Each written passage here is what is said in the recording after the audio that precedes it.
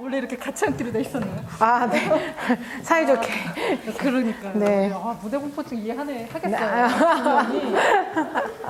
좀 이게 레슨을 들으시면서 궁금하신 점이 더 많이 생겼을 것 같거든요. 뭐 해소된 부분도 있겠지만 또 새롭게 많이 생겼을 것 같아서 뭐든 좋습니다. 뭐든 괜찮으신 거죠? 네, 뭐. 식성 약간 무섭긴 하지만, 네. 예, 그렇게 질문을 먼저 오신 분들 중에서 받아보도록 아, 네네네. 그 악기 관리 같은 경우에는 사실, 복잡하진 않은 것 같아요. 겨울에는 굉장히 건조한 지역에서 제가 살고 있기 때문에 일단 많이 싸고요. 악기 케이스가 실크로 한번 덮고, 그 다음에 케이스에 들어가고, 그 다음에 위에 덮는 담요 있고, 그 다음에 그 센 케이스라고 이렇게 쿠션감 있는 케이스를 한번 더 싸고요. 댐핏을 이용을 하는데, 약간 대표님한테 혼날 수도 있을 것 같아서 저는 되게 피부가 건조한 편이어서 피부로 바로 알 수 있거든요. 얼마나 건조한지. 너무 건조하다 오늘. 그럴 때는 악기 케이스 안에 하나 넣고 그 다음에 악기 안에도 하나 넣어요. 네, 그런 날도 있기는 한 것 같아요. 네, 댐핏을 악기 안에 넣는 거는 조금 그럴 수가 있는데 네. 꼭 필요하긴 합니다. 케이스 안에는 꼭 넣어주셔야 돼요. 네네네네. 그다음에 여름 같은 경우에는 사실 우리나라에 있으면 제습제가 꼭 필요한 것 같아요. 물 먹는 하마 같은 거 꼭 넣으면 좋은데 그게 만약에 여의치 않은 경우에는 최대한 이 에어컨이 안 돼 있는 곳은 악기를 안 데려가려고 하고요. 이제는 좀 감으로 하는 것 같아요. 그렇죠. 오래 지나면은 감이 좀 잡히는 것 같아요. 네, 피부라든가 아니면 뭐 머리가 곱슬거리기도 하고 습하잖아요. 맞아요. 뭔가 네. 이렇게 딱 느낌이 오는 것 같고. 네네네. 근데 학생들은 습도계 이용하라고 제가 말을 많이 합니다. 왜냐면은 잘 모르니까 특히 어린 친구들은 어느 기계적으로 뭐가 딱 있으면은 좋은 것 같아요. 보통 45%에서 50%를 1년 내내 맞추면 좋다라고 오, 얘기를 하는데 전문가. 네. 근데 그게 우리나라에서는 굉장히 어렵거든요. 왜냐면 여름과 겨울에 온도 습차가 굉장히 심한 곳이기 때문에 사실 계속 체크를 해주셔야 돼요. 이게 사실 습도라는 게 아침에 높다가 오후에 건조해질 수도 있고 맞아요. 이게 굉장히 날씨 변화가 다양해서요. 그거를 이렇게 체크해 주시면 돼요. 그리고 G스트링에서 아까 말씀드렸던 부분은 이제 G스트링 같은 경우에는 가장 굵은 선이기 때문에 이렇게 울리는 힘을 저희가 이제 프릭션을 뭐라 그러죠? 한국말로? 이렇게 비벼지는 힘? 마찰력을 많이 내야지 그 충분한 힘으로 그 줄을 울릴 수 있거든요. 그렇기 때문에 그러기 위해서는 압력이나 활의 속도 같은 것을 조금 달리 해줘야 겨우 D스트링과 같은 소리가 날 수 있는 거죠. 근데 이제 음악적으로만 생각하는 경우에는 이제 D스트링에서 G스트링으로 넘어가면서 이게 또 활이 넘어가기도 하고요. G스트링은 각도가 달라지기 때문에 거기서 힘이 훅 빠져버리는 경우가 되게 많아요. 그래서 이제 뭐 악기의 어떤 각도를 이용한다든지 아니면 아예 그냥 내 악력으로라도 약간 더 그어주는 힘을 내주는 게 좋습니다. 그건 모르겠고요. 저도 항상 제 연주가 비루하다고 생각하면서 그냥 하루살이를 하고 있는 입장이긴 한데 이 주관적인 거잖아요. 그런 거는. 그래서 항상 그러면 그냥 잊어버렸다 이러고 그냥 다음으로 넘어가야죠 뭐. 제가 피아니스트 김현수 씨랑 굉장히 오래 연주를 했어요. 근데 저는 그 김현수 씨랑 연주하는 게 굉장히 터닝 포인트가 됐었거든요. 그런 어떤 심리적 압박에서부터. 왜 그랬냐면은 그 친구는 그 대학교 전공을 다른 걸 했다가 피아노를 그냥 교회에서 계속 치고 학원 다니고 그냥 그랬던 친구인 거예요. 미국에서 자랐기 때문에 뭐 전공을 한다고 시고 뭐 예고를 다니거나 그러지 않았고 그냥 뭐 정말 캐주얼한 태도를 가지고 있던 친구가 대학에 가서 반주를 하니까 그게 재밌더래요. 그래서 이제 피아노를 다 전공을 바꾸고 피아노를 치면서 반주과로 저희 학교에 오게 된 거예요. 그러니까 처음에 만나서 이제 연주를 같이 할 때는 뭐야? 뭐 이렇게 아무 생각도 없이 연주를 하지? 약간 이런 생각이 들었는데 그 친구랑 연주를 많이 하면서 무대에 대한 태도가 저는 되게 많이 바뀌었어요. 그러니까 그 오빠는 틀리잖아요. 그러면 굳는 게 아니라 웃어요. 웃기대요, 그게. 아니, 처음에는 되게 많이 싸웠거든요. 그것 때문에. 아니, 어떻게 이렇게 진지하지 못한 태도로 무대에 임할 수가 있냐. 근데 오빠, 틀렸는데 또 어떡해. 이미 벌어진 일을 가지고 내가 굳어봤자 뭐 하냐는 거예요.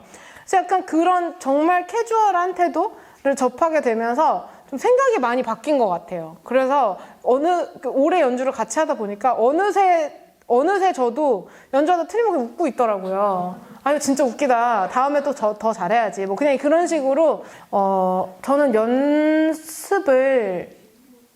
연습을 하면서 집중하는 걸 좀 되게 힘들어 하거든요. 집중력이 그렇게 좋은 편이 아니기 때문에.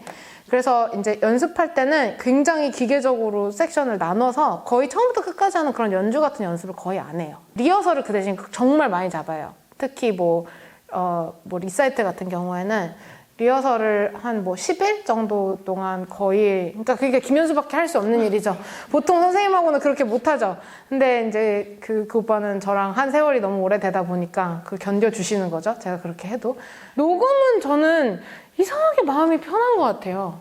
이번에 틀리면 다음에 하면 되지만 이런 생각을 가지고 합니다. 녹음할 때는. 근데 녹음할 때 더 압박이 많다는 분들이 굉장히 많으시잖아요. 근데 전 녹음할 때 너무 좋아요. 그 생상 앨범은 조금 달라져요. 왜냐면은 오케스트라랑 하기 때문에 오케스트라랑 하게 되면 아무래도 시간적인 여유가 많지 않아서, 그리고 내가 혼자 녹음하는 거랑 프로듀서가 있어서 녹음할 때랑 되게 다른 것 같아요. 그렇죠. 프로듀서가 있으면 내가 망해도 너무 이상한 거는 누군가 말해주겠지, 약간 이런 이상한 그런 신뢰 같은 게 있어서 내가 정말 믿고 맡길 수 있는 프로듀서라면 정말 세세한 것도 알려주시거든요. 거기서 지금 이 음이랑 나가는데 음악적으로는 좋았어, 약간 이러시거든요. 그러면은 그 음을 좀 신경 써서 하면 되기 때문에 준비가 잘 된 상태라면 정말 좋은 프로듀서가 있고, 오히려 프로페셔널한 상황에서는 그게 더 쉬울 수도 있는 거.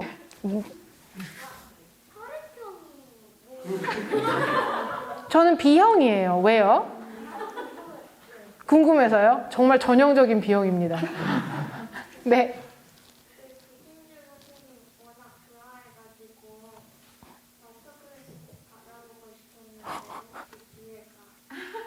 저기 대표님 다시 한번 만들어주시면. 그때는 그러면은 연령대를 좀 낮춰도 될까요? 그러죠.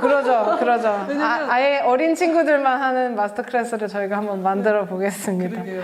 네. 학생인 것 같은데 먼저 인스타그램으로 메일로 한번 주셨었어요. 저 때 우리 사진 찍었었죠, 그죠? 다음에 한번 만들어 볼게요. 네. 글쎄요, 제가 어느덧 시간이 많이 흘러서 제가 다녔던 때와는 좀 다르길 바라고 있는데, 저 같은 경우에는 사실 예원에서 저는 1년밖에 안 다녔거든요. 1년 반 정도 다녔는데 그때가 제 인생에서 가장 행복한 한 해였던 것 같아요. 그냥 나다니면서 복도를 뛰어다니는 기억밖에 없거든요. 예원 때. 정말 처음부터 여기서부터 여기까지 계속 왜 그랬는지 모르겠어요. 그리고 그때 만났던 친구들이 지금도 제 동료고, 그래서 음악하는 친구들은 일반 학교에 가면 참 외로운 건 사실이에요. 정말 외로워요. 왜냐면은 내가 알고 있는 거 아무도 알지 못하고, 그리고 내가 얘기하고 싶은 거, 내가 흥미를 가지고 있는 것에 대해서 아무도 공감을 못하고, 그렇기 때문에 예술학교라는 그 어떤 울타리가 있는 거는 저는 굉장히 좋은 것이라고 생각을 하고요. 다만 어떤 등수가 너무 있는 거는 이제 점점 사라져야 되는 어떤 부분이 아닐까 생각을 해요. 그래야지만 심지어 대학을 가는 것도 모든 학교에 너무 좋은 선생님들이 많으시거든요. 젊은 선생님들도 이제 많이 들어오시고 있고, 이렇게 서울대 선생님이라고 연대 선생님보다 더 좋고 이렇지 않거든요, 이제는. 그렇기 때문에 이제 그런 고등학교에서의, 중학교에서의 등수 같은 것들이 없어져야 입시도 조금 더 선생님을 따라서 학교를 가고, 내가 어떤 더 좋은 선생님을 따라서 학교에 가고, 이게 단순히 그냥 서울대, 연대 이렇게 나눠지는 것이 아닌 조금 더 다양성을 갖출 수 있지 않을까, 성향에 따라서 선생님을 골라서 가는 어떤 그런 풍토가 만들어지지 않을까, 그런 생각은 가지고 있습니다. 네. 그거 되게 중요한 질문인 것 같아요. 그리고 참 어려워요, 지금도. 이거 제가 좋은 모델이 아닐 것 같긴 한데 저는 그냥 쉬운 거부터 열심히 해요. 그리고 그러니까 연습하는 날에 처음에는 절대 어려운 걸 넣지 않아요. 그래서 내가 할 수 있는 거, 오늘은 할 수 있을 것 같은 거부터 시작해서 조금 그 다음에 어려운 거를 좀 분배를 하고 그 다음에 끝날 때도 되게 내가 기분 좋게 끝낼 수 있는 거를 좀 이렇게 선택해서 이렇게 하루의 기분이 망쳐지지 않게 하는 게 저는 중요한 것 같아요. 근데 저희 선생님한테 맨날 혼났어요, 저는. 맨날 쉬운 것만 연습해오고. 제일 어려운 건 안 한다고. 그래가지고 요새는 조금, 아, 그래. 브로콜리 먹는다 생각하고 이렇게. 어쩔 수 없다 이런 식으로 이렇게 한 30분 하고 가기도 하고. 네.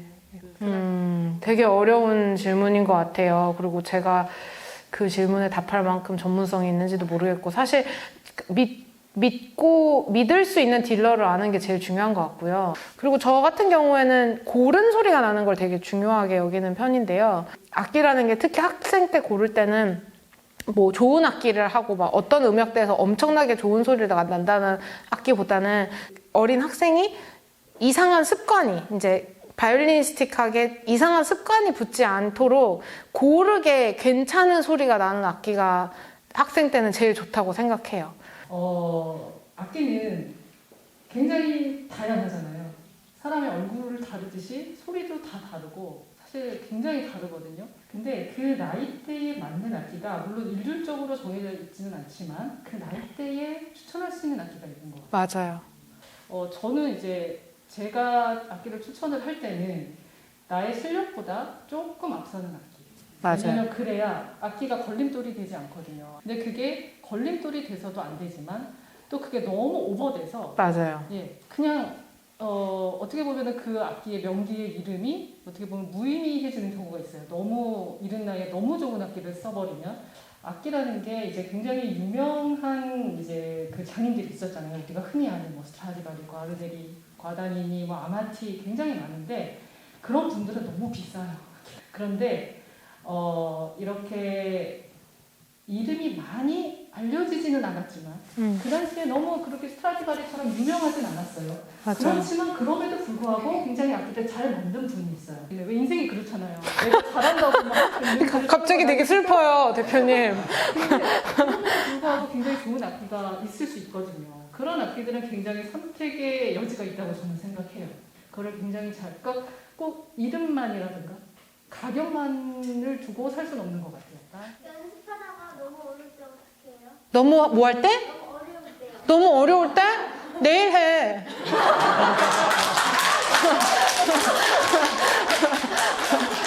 좀 쉬었다 해. 너무 어려울 때는 시간을 좀 정해두고 하면 좋아요. 내 15분만 아주 짧은 시간. 막 오늘 막 최대한 내가 이거를 달성하겠다. 이건 좋지 않은 태도고 나만 너무 힘들거든요. 그리고 악기라는 게 그렇게 하루 만에 되지 않아요. 어차피. 어떻게든 기계적으로 이거를 어떻게 분석해서 어떻게 연습해야 될 수 있을까? 아주 냉철하게 생각해보고 오늘 할 수 있는 만큼만 한 다음에 그래 이거는 내일로 따로 떼놓는 게 좋은 것 같아요. 제가 뭐 책에도 썼던 적이 있는데 이게 정말 1mm의 차이를 연습시키는 일이기 때문에 사실 아이한테도 너무 어려운 일이고 그거를 본인이 보여주지 못하고 해주지 못하는 엄마한테도 너무 이게 frustration이라고 해야 되나요? 약간 어떻게 할 수 없는 이 답답함을 참 참기가 어려운 그런 일이거든요. 그래서 그게 정말 쉽지 않은 거라는 거를 알고 계시는 존경심을 가지고 그 두 분이 팀이 되셔서 아이한테 힘들지만 한 번만 더 해볼까? 너무 힘들으면 안 해도 돼 라는 거를 항상 두 분이 같이 팀으로서 아이한테 같이 한다는 생각을 가지고 계시면 좋은 것 같아요. 그러니까 저 같은 경우에는 아빠는 좋은 사람, 엄마는 나쁜 사람 이렇게 됐던 것 같아요. 왜냐하면 엄마는 하루 종일 날 붙잡고 막 시키는 사람이고 아빠는 퇴근하고 오면은 아유 너무 그러지 말고 우리 나갔다 오자라고 하고 하면서 분위기를 전환시켜 주는 사람이었기 때문에 어떻게 보면은 그게 이제 분배를 한 거라고 볼 수도 있고 분명히 저희 엄마도 그거에 기대는 부분이 있으셨을 거예요. 우리 가족 모두가 다 같은 목표를 위해서 어딘가로 가고 있다라는 느낌이 있었으면 저한테는 더 좋지 않았을까 그렇게 생각해요. 왜냐면 여기 질문 중에 어떻게 하면 화를 붙일 수 있나요? 이게 참 어렵잖아요. 화를 맞아요. 붙이는 게. 어떻게 맞아요. 보면 그게 몸을 쓰는 거랑 굉장히 연관이 많잖아요. 뭐 자세라든가, 네. 진짜 뭐 발의 위치. 그러니까 아주 기본적으로 설명을 하면 일단 이 사지가 멀쩡히 다 서 있어야 되고요. 네, 폼이 잡혀야 된다고 하나요? 네. 폼이 좀 잡혀야 되고 그게 가장 중요한데 사실 활이랑 줄만 생각하는 사람이 많은 것 같아요. 그리고 연습하다 보면 어쩔 수 없이 자꾸 그렇게 되기 때문에 거울을 조금 앞에 두고 연습하는 게 중요하고 그 다음에 결국에는 잘 듣는 거 아닐까요? 내 소리를. 네, 내 소리를 이게 붙었는지 말았는지 알아야 붙었을 때 감각을 이걸 유지하면 되겠다라는 거를 캐치를 할 텐데 그냥 누군가 활을 붙여 하는데 내가 이게 붙인 건지 안 붙인 건지 모르겠으면 그때가 제일 헷갈리는 것 같거든요. 저는. 네. 어떻게 하면 왼손에 힘 안 주고 잘 짚을 수 있을까요? 그렇게 어려워요, 질문이 오늘. 저는 왼손에 개인적으로 힘이 좀 있어야 된다고 생각하는 편이고요. 이렇게 왼손에 악력을 이용하시는 전공생들이 많거든요. 여기 이 손바닥의 힘을. 근데 손바닥의 힘을 이용하지 않고 손가락의 힘을 이용해야 된다고 꼭 말하고 싶습니다. 그러려면 이것도 폼이 좀 딱 잘 잡혀야 돼요. 그래서 이렇게 무너져서 누르기만 하면은 소리가 안 예쁘게 나거든요. 인폼이요. 네, 그리고 여기서 자꾸 이렇게 누르게 돼요. 이런 식으로. 그리고 이게 사실 참 어렵다고 제가 말씀을 드렸던 게 전공을 안 한 엄마, 그리고 심지어 전공을 했더라도 그 아이의 수준까지 한 번도 도달하지 못했던 엄마가 보면 그냥 똑같아 보여요. 네. 그냥 겉만 봐서 아이를 가이드 해줄 수가 없기 때문에 굉장히 답답한 것 같아요. 그래서 저희 엄마 같은 경우는 아주 굉장히 반복을 많이 하는 그런 방법을 쓰셨는데 진짜 엄지, 진짜 엄지, 진짜 엄지, 진짜 엄지 기억해? 엄지 이러는데 진짜 그걸 1시간 듣고 있으면요 헷가닥 미쳐요. 사람이 아무리 어린애라도 굉장한 인내심을 필요로 하기 때문에 다 웃는 게 다 겪어봐서 그래요.